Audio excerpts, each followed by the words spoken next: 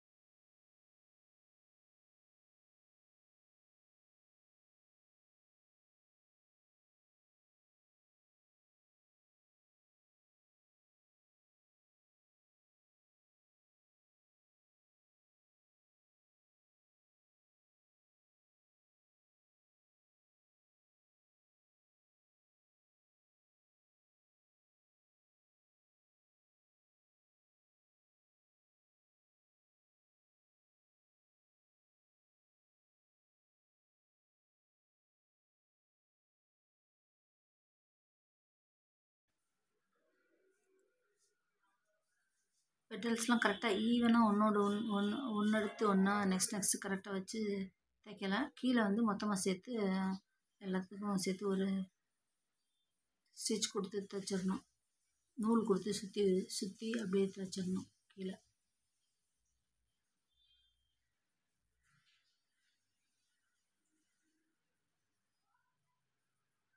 இப்போ நெக்ஸ்ட்டு இது fabric flower வந்து வேறு டிசைன். வேஸ்ட் கிளாத் ஒரு 4-5 கிளாத் வந்து ஒரு 5 ஃபோல்டு வர்ற மாதிரி வச்சுட்டு அந்த 5 ஃபோல்டையும் ஸ்கொயராக 4 ஃபோல்டு பண்ணிவிட்டு ஒரு செமி சர்க்கிள் கட் பண்ணோம்னா சர்க்கிள் கிளாத் கிடச்சிரும். ஒரு 5 சர்க்கிள் கிளாத் இந்த ஃப்ளவருக்கு தேவை.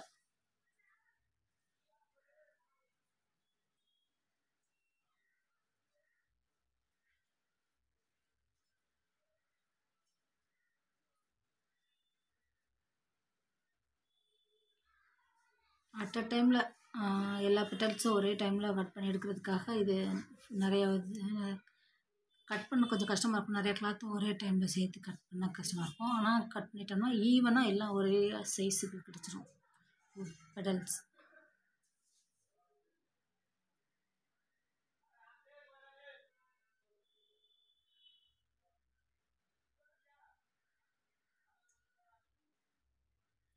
நான் வந்து கரெக்டாக வந்து பொசிஷனாக கையில் கேமராவையும் கான்சன்ட்ரேஷன் பண்ணிவிட்டு கட் பண்ணுறதுனால கரெக்டாக கட் பண்ண முடியல. சர்க்கிள்னால் நல்லா வந்துருக்கலாம். சர்க்கிளை வந்து 4 ஃபோல்டிங் பண்ணிவிட்டு அதோட வந்து கோன் பகுதியை மேலே வச்சுட்டு கீழே இருக்க அடிப்பகுதியை வந்து சர்க்கிளை தச்சு விட்டோம்னா அது வந்து ஒரு பெட்டல்ஸ் மாதிரி வரும். சுருக்கும் போது பெட்டல்ஸ் மாதிரி ஒரு ஷேப் கிடைக்கும்.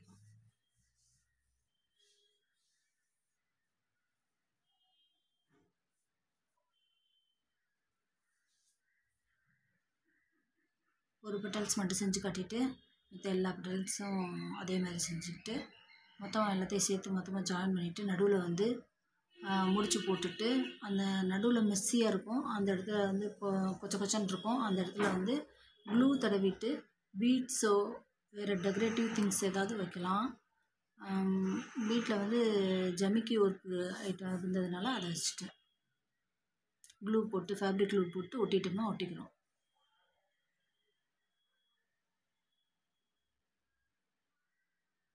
இது ஒரே ஒரு பெட்டல்ஸ் ரெடியாக இருக்குது. இதே மாதிரி 5 ரெடி பண்ணிக்கணும். டோட்டல் 5.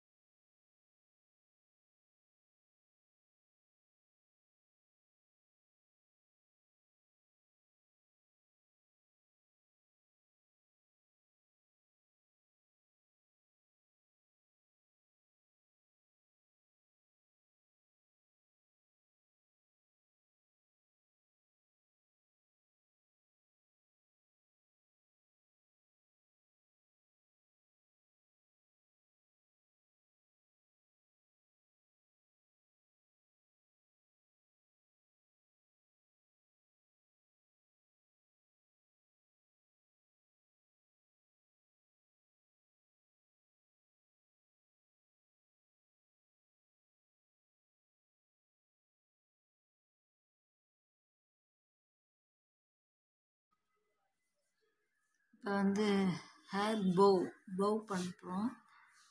அதுக்கு வந்து ரெக்டாங்கிள் கிளாத், லாங் கிளாத் நமக்கு எந்த ஷேப்பில் வேணுமோ அந்த ஷேப்பில் டபுள் சைஸ் லென்த் இருக்க மாதிரி கிளாத் எடுத்துகிட்டு அதை டபுளாக ஃபோல்ட் பண்ணி ஒரு எட்ஜை மட்டும் தைச்சி விட்டுறணும் சென்டரில். அதை சென்ட்ரு கொண்டு வந்துட்டு மேலே கீழேயும் தைச்சி விடணும். ஆனால் இடையில கொஞ்சோண்டு கேப் கொடுத்துக்கணும். கேப் வழியாக உள்பகுதி வெளியில் வர்ற மாதிரி எடுத்துட்டோன்னா பவ் ரெடி ஆயிரும்.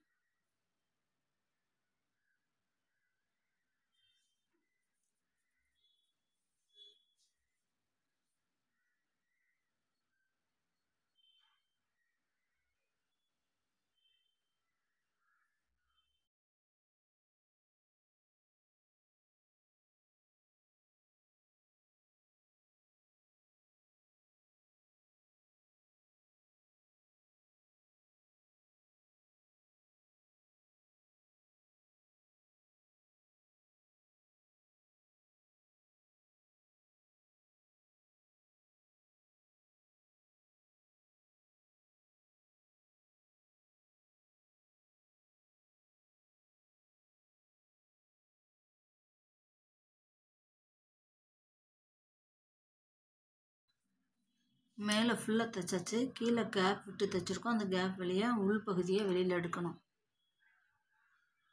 அதனால் மெயின் ஃபேப்ரிக் உள்ளே வர்ற மாதிரி தான் தைச்சி விட்ருக்கணும். எப்போவுமே மெயின் ஷைனியான சைடு வந்து உள்ளே இருக்க மாதிரி தைச்சிட்டு அப்புறம் திருப்பி விடும்போது பவ் வந்து நேராக நல்ல பகுதி வெளியில் வந்துடும். இப்போ ஒரே ஒரு இடத்துல ஓப்பன் இருக்க இடத்துல வந்து சாய்வு தையல் போட்டு அதை க்ளோஸ் பண்ணிடணும். சின்ன சின்ன ஸ்டிச்சஸ் போட்டு விட்டு அதை க்ளோஸ் பண்ணிடணும். கைத்தையல். பவ் எல்லாம் தையல் மிஷின் எடுக்காமல் கையிலேயே செஞ்சுட்டேன், தைச்சி முடிச்சிட்டேன்.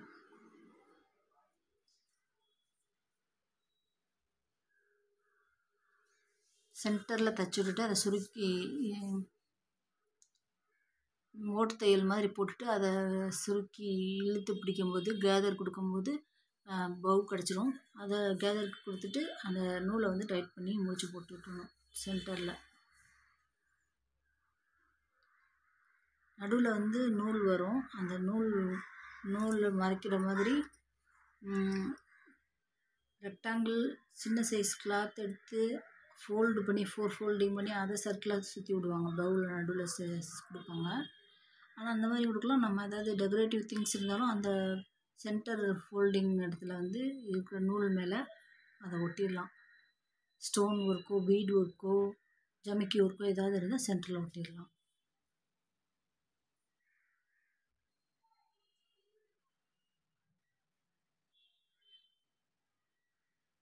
சாதாரண ஓட்டு தையல் தான் போட்டிருக்கோம். இது பேசிக் ஸ்டிச்சு. அதை அப்படியே இழுக்கும்போது சுருங்கிடும். ஒரு முனையை டைட் பண்ணிவிட்டு இன்னொரு முனையை இழுக்கும்போது சுருங்கிடும். ஸ்டோன் இருக்குது, பெரிய ஸ்டோன்ஸு.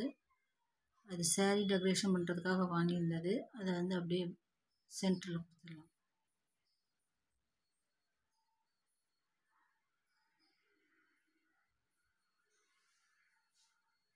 இன்னும் நல்லா நூலை வந்து டைட் பண்ணி முடிச்சு போட்டுடணும். அதுக்கப்புறம் அதை ஒரு சுற்றி வெளியில் கூட சுற்றி நூலை சுற்றிட்டு அதுக்கப்புறம் முடிச்சு போட்டிருக்கோம். அந்த நூல் வெளியில் தெரியாமல் இருக்கிறதுக்கு அது மேலே வந்து இது வந்து மேல் பகுதியில் ஸ்டோன்ஸ் விட்டுரும். கீழ்ப்பகுதியில் ஒரு கிளிப் ஒட்டிட்டோம்னா கிளிப்பை வந்து ஓப்பன் பண்ணி இது காக் கிளிப்பு அது அப்படியே வந்து ஹேரில் வந்து நின்றுக்கும்.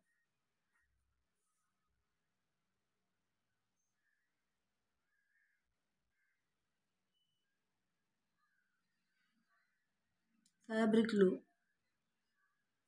வந்து ஸ்டோன் ஒர்க் அட்டாச் பண்ணணும்.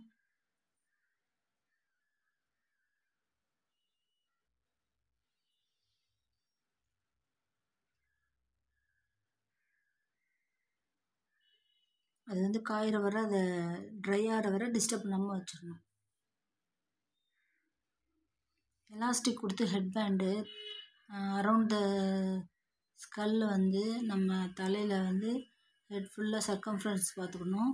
அந்த சர்க்கம்ஃபரன்ஸை விட 1 இன்ச் 2 இன்ச் கம்மியாக எலாஸ்டிக் எடுத்துகிட்டு அதில் செஞ்சோன்னா எலாஸ்டிக் ஹெட்பேண்ட் வந்து தலையில் வந்து ஸ்ட்ராங்காக நின்றுக்கும். ஓவர் டைட்டாக இருந்துச்சுன்னா ப்ளட் சர்க்குலேஷன் பாதிக்கும். அதனால் கரெக்டாக இருக்க மாதிரி, ரொம்ப லூஸாக இருந்தாலும் தலையில் நிற்காமல் கீழே விழுந்துடும். அதனால் கரெக்டு சர்க்கம்ஃபரன்ஸ் வந்து ஒரு 15னா நம்ம 14 எடுத்தால் போதும். அதை வந்து கீழே மேலேயும் சேர்த்து தைக்கும்போது 13 தான் கிடைக்கும் சர்க்கம்ஃபரன்ஸ். அதுவே டைட்டாக இருக்கும். 4 ஃபோல்டிங் பண்ணிவிட்டு கிளாத்துக்கு நடுவில் எலாஸ்டிக் வச்சுட்டு ஃபோல்டு பண்ணிவிட்டு உஷா ஸ்டிச் மேஜிக் மிஷினில் வந்து ஹச் தையல் வந்து அப்படியே போட்டு விட போகிறோம். மேலே துணியை இழுக்காமல் எலாஸ்டிக்கை மட்டும் இழுத்து வச்சு தைச்சோன்னா கொஞ்சம் கேதரிங் மாதிரி எஃபெக்ட் கிடைக்கும். எலாஸ்டிக் விரிஞ்சு கொடுக்கும்போது துணியும் விரிஞ்சு கொடுத்துக்கிடும்.